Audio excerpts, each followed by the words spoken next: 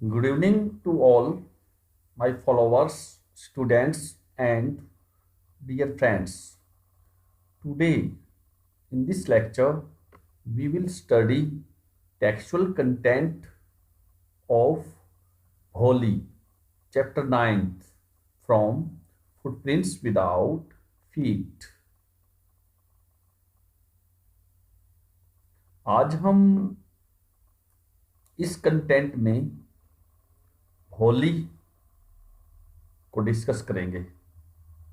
इस वीडियो में हम डेप्थ की स्टडी के साथ साथ, जैसा कि आप सभी जानते हैं, हरियाणा विद्यालय शिक्षा बोर्ड भिवानी द्वारा जो ब्लूप्रिंट प्रेजेंट किया गया है उसके अकॉर्डिंग एमसीक्यूज आएंगे। तो इस गहन अध्ययन के साथ साथ हम मल्टीपल चॉइस क्वेश्चंस को भी साथ ही साथ डिस्कस करते चलेंगे। तो आइए बिगिनिंग करते हैं chapter number 9, Holi.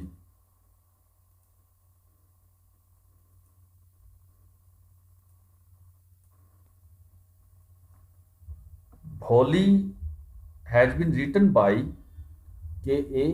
Abbas. K.A. Abbas के द्वारा लिखा गया है होली। टेक्सचुअल स्टडी करने के लिए पेज नंबर 54 पर चलते हैं। आइए बिगिनिंग करते हैं होली। तो देखिए, होली जैसा कि मैंने अभी कुछ देर पहले बतलाया था, Holi has been written by K.A. Abbas. K.A. Abbas के द्वारा लिखा गया है। तो बिगिनिंग करते हैं। देखिए, फ्रॉम हर वेरी चाइल्डहुड भोली वॉज नेग्लेक्टेड एट होम। बचपन से ही भोली को उसके घर में नकार दिया गया था। Why did her teacher take special interest in her. उसकी अध्यापिका ने उसमें विशेष रुचि क्यों रखी थी। Did Bholi measure up to her teachers expectations. क्या भोली ने अपनी अध्यापिका की आशाओं को मेजर किया था, उसकी आशाओं के अनुरूप उसने मूल्यांकन कर लिया था। तो आइए देखते हैं। Read and find out. पढ़ें और पता लगाएं। Why is Bholi's father worried about her. Bholi के पिता भोली के बारे में चिंतित क्यों है। फर्स्ट क्वेश्चन जो हम पढ़ेंगे उससे इसका रिस्पॉन्स देखेंगे। Second question, for what unusual reasons is Holi sent to school. किन अनयूजुअल रीजन से भोली को स्कूल भेजा जाता है। तो आइए टेक्स्ट की शुरुआत करते हैं। Her name was Sulekha, but since her childhood everyone had been calling her Holi the simpleton. उसका नाम सुलेखा था। अब एमसीक्यू आएंगे। ये क्वेश्चन अगर आ जाता है कि भोली का नाम क्या था, 4 ऑप्शन ने सुलेखा, सुनीता, कमलेश या नन ऑफ दी अबो, तो आपका सही रिस्पॉन्स यहाँ आप अंडरलाइन कर सकते हो। भोली का नाम सुलेखा था। नेक्स्ट देखिए, but since her childhood everyone had been calling her Holi the simpleton. लेकिन उसके बचपन से ही प्रत्येक होली को क्या कह के बुलाता था, सिंपलटन। सुलेखा को सिंपलटन, भोली कहकर बुलाया जाता था। अब सिंपलटन का मीनिंग क्या है? Simple minded person lacking common sense. English में सिंपलटन बोलते हैं और हिंदी में भोली। इसका मीनिंग मैंने बतला दिया है कि सुलेखा भोली थी और अंग्रेजी में उसको सिंपलटन बोला जाता है। यह भी क्वेश्चन आ सकता है ऑप्शन में, भोली का मीनिंग क्या है? सिंपलटन। भोली का अर्थ क्या है? सिंपलटन। नेक्स्ट देखिए, she was the fourth daughter of नंबरदार रामलाल। वह नंबरदार रामलाल की चौथी बेटी थी। When she was 10 months old, she had fallen off the cot on her head, and perhaps it had damaged some part of her brain. जब भोली 10 महीने की थी तो वह अपनी चारपाई से सर के बल गिर गई थी और उसके दिमाग का कुछ हिस्सा नष्ट हो गया था। तो यहाँ क्वेश्चन बनता है, भोली के पिता का नाम क्या था? नंबरदार रामलाल। और उससे आगे आप देख सकते हो, जब भोली अपनी चारपाई से खाट से गिर गई थी तो भोली कितने महीने की थी? तो यहाँ आप देख सकते हो 10 months old। नेक्स्ट देखिए,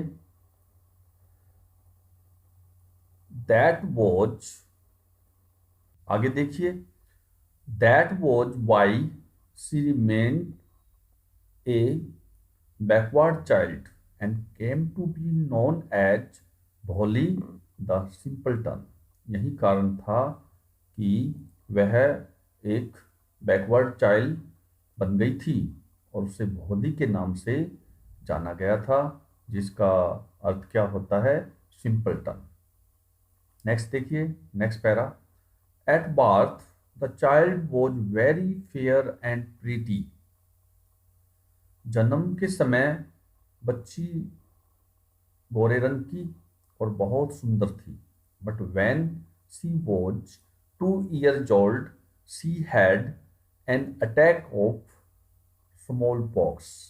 लेकिन जब वह बच्ची 2 वर्ष की हुई तो उसे स्मॉल पॉक्स का आघात हो गया था। स्मॉल पॉक्स क्या होता है? चेचक। जब स्मॉल पॉक्स हुआ तो भोली कितने वर्ष की थी? यहाँ आप एमसीक्यूज में अपना आंसर देख सकते हो, 2 years। और किसका अटैक हुआ था उसे? Small pox. मान लो डिजीज के बारे में पूछा जाए, कैंसर, स्मॉल पॉक्स, ट्यूबरकुलोसिस या नन ऑफ दी अबव, तो आप सही आंसर चूज कर सकते हो, स्मॉल पॉक्स।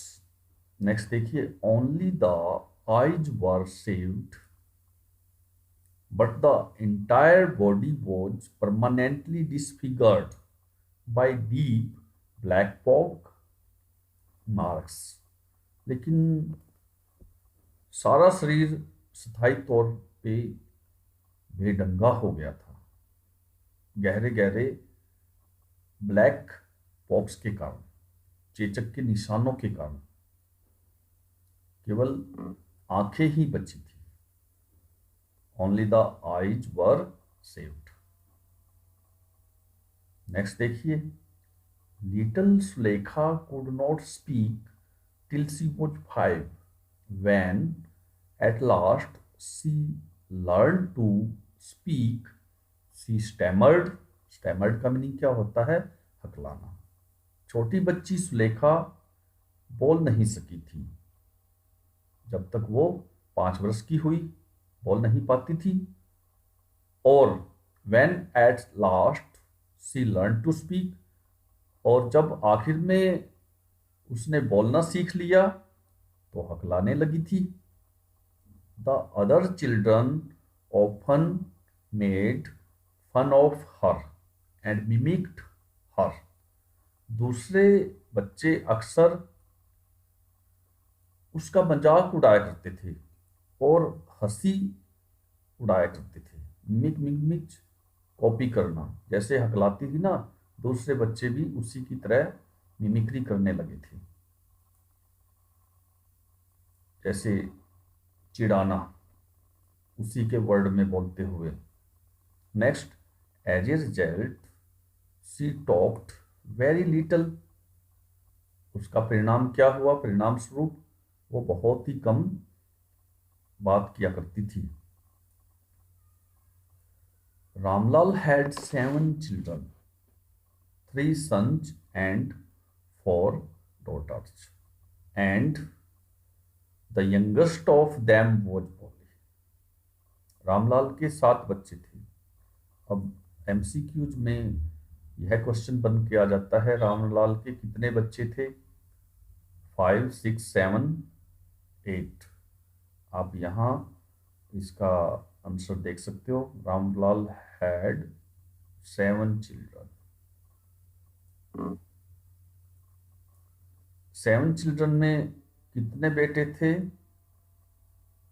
3 बेटे और 4 बेटियां।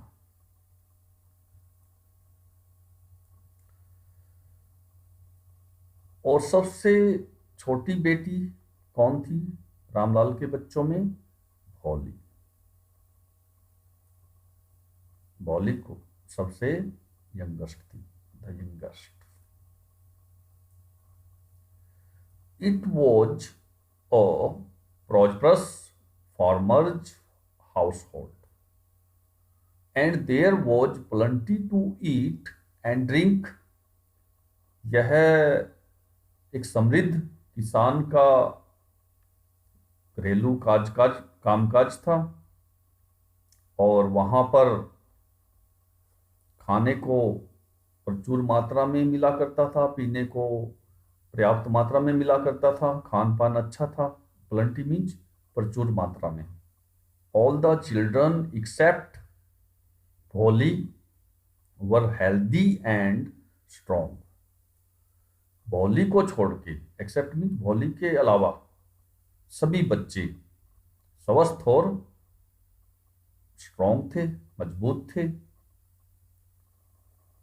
The sons had been sent to the city to study in schools and later in colleges. बेटे जिनको पहले तो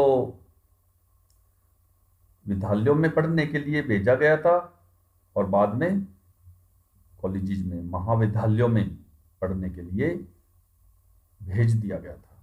Of the daughters, Radha, the eldest, had already been married. Ramlal की बेटियों में सबसे बड़ी बेटी कौन थी? राधा। राधा की पहले से ही शादी हो चुकी थी। यहां had already been married, पहले ही वो शादीशुदा थी, विवाहित थी। The second daughter, Mangala's marriage had also been settled, and when that was done, Ramlal would think of the third, चंपा। रामलाल की दूसरी बेटी का नाम क्या था? मंगला। मंगला की भी शादी हो चुकी थी, वो भी सेटल थी।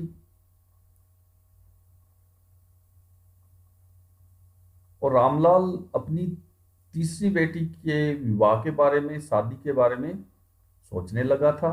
तीसरी बेटी का नाम क्या था? चंपा। अब एमसीक्यूज में पूछा जा सकता है सेकंड डॉटर कौन थी, मंगला, बिमला या सुनीता या अनीता। चार ऑप्शन में से आपसे पूछा जा सकता है। और तीसरी बेटी का नाम क्या था, चंपा, रमा, कविता या इनमें से कोई नहीं। तो आप अच्छी तरह से सर्कल में देखकर अपनी कॉपी पे राइट कर सकते हो। नेक्स्ट देखिए, they were good looking healthy girls and it was not difficult to find bridegrooms for them. वो अच्छी दिखने वाली स्वस्थ लड़कियां थी और यह काम मुश्किल नहीं था उनके लिए दूल्हों को ढूंढना, इतना डिफिकल्ट नहीं था। ब्राइडग्रूम्स क्या है, दूल्हे। But Ramlal was worried about भोली, लेकिन रामलाल भोली के बारे में चिंतित था। वरीड वरीड मीन चिंतित होना। She had neither good looks nor intelligence. यहां इंटेलिजेंट आना चाहिए था। वह ना तो अच्छी दिखती थी और ना ही होशियार थी। कौन, भोली। सी थर्ड पर्सन प्रोनाउन है, यह भोली के लिए। नेक्स्ट देखिए, नेक्स्ट पेज पर आप इस पिक्चर से देख सकते हो, यह चारपाई पर जो बैठे हुए हैं यह है रामलाल और यह रामलाल की वाइफ, ये उसकी बेटी और दो बेटियां। ये रामलाल का घर दिखलाया गया है। नेक्स्ट देखिए, Bholi was 7 years old when Mangala was married. Bholi 7 वर्ष की थी जब मंगला की शादी हुई थी। जब मंगला का विवाह हुआ, भोली कितने वर्ष की थी? ऑप्शन में आपको मिल सकता है 5, 6, 7, 8। तो सही आंसर यहां से आप हाईलाइट कर सकते हो, सर्कल में डालकर मैंने दिखला दिया है 7 years। Next, the same year primary school for girls was opened in their village. लड़कियों के लिए उसी वर्ष एक प्राथमिक पाठशाला उनके गांव में खोल दी गई थी। अब टेक्निकल क्राइटेरियन के अकॉर्डिंग आप VILLAGE इसका उच्चारण देख सकते हो। जीआरपी में इसको अक्सर विलेज बोला जाता है, लेकिन एक्चुअल प्रोनाउंसिएशन क्या है, विलेज। नेक्स्ट देखिए, the tehsildar Sahib came to perform its opening ceremony। तहसीलदार साहिब इसकी उद्घाटन समारोह पर आए थे। He said to रामलाल, वह रामलाल से कहने लगे, as revenue official you are the representative of the government in the village and so you must set an example to the villagers। क्या कहने लगे तहसीलदार साहब रामलाल को? एक रिवेन्यू ऑफिशियल के रूप में, रिवेन्यू क्या होता है, the income return by an investment. तो एक ऋण संबंधी है ये। रिवेन्यू ऑफिशियल के रूप में आप सरकार के उत्तराधिकारी हो इस गांव में, और इसलिए ग्रामीणों के लिए आपको एक उदाहरण प्रस्तुत करना होगा, मस्ट मस्ट मॉडल का प्रयोग हुआ है जो नेसेसिटी को शो करता है। मैं यहाँ पर सर्कल में डाल रहा हूँ, साथ में आप मॉडल की भी नॉलेज गेन कर रहे हो। नेक्स्ट देखिए, you must send your daughters to school. तुम्हें स्कूल में अपनी बेटियों को भेजना होगा। That night when Ramlal consulted his wife she cried, are you crazy. उस रात जब रामलाल ने अपनी पत्नी से सलाह मशविरा किया, वह चिल्लाने लगी, क्या तुम पागल हो? If girls go to school, who will marry them.